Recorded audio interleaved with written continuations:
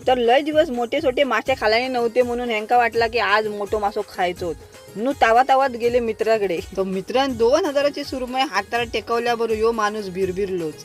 पण सुरमई मोठी होती, नाव ठेवता येणार नाही. वजन बिजन करून बघला, मासो तो 2.5 किलो. तर भारीच होतो मासो. पण असे मोठे मोठे मासे खायचे असतील, फ्रेश मासे खायचे असतील तर देवगडशी तुमका पर्याय नाही. आमच्या देवगडात ना भारी मासे मिळतात, तुम्ही नक्की येऊन इकडे घेऊ शकतास. तर एक ह्यो मासो ना 2 पिशवेत भरला बसला तो भाटीवर. मासे कापूक ना थंय काकी वहिनी सगळे बसलेले असतो. तुमका होयो ना तसो मासो कापून देणार. जर तुम्ही मोठो मासो घेतलास तर काय चिंता करू नको मासो कसो कापायचो. तर त्याच्यानंतर आम्ही मस्त ते तुकडे घेतला माशाचे आणि घरात पोचला. तर छानपैकी सार बनवलंय आणि टाकली बिकली होती ना त्याचं सार बनवलंय आणि तुकडे होते ते भाजलंय. मस्त असं कुरकुरीत भाजलेलं आहे. तुमच्या पण तोंडात पाणी सुटलाच असात. आणि ह्यो तुमका विचार पडलो असत की कसा बनवला नसा तर ह्यो डिटेल व्हिडिओ ना तुमका श्रावणी संकेतवर बघूक मिळतलो.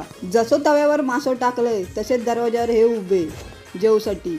माशाचं जसं वासच इलो बोक्यात. तर ह्यो मिनी ब्लॉग तुमका कसं वाटलो तो नक्की सांगा. आवडलं असा तर लाईक करा, शेअर करा, कमेंट करा.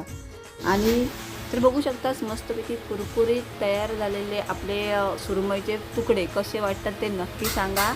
आणि देवगडा किंवा मासे खरेदी करा आणि तुमच्याकडे पण असेच मस्त रेसिपी बनवा. चला भेटूया नवीन व्हिडिओमध्ये. तोपर्यंत बाय बाय.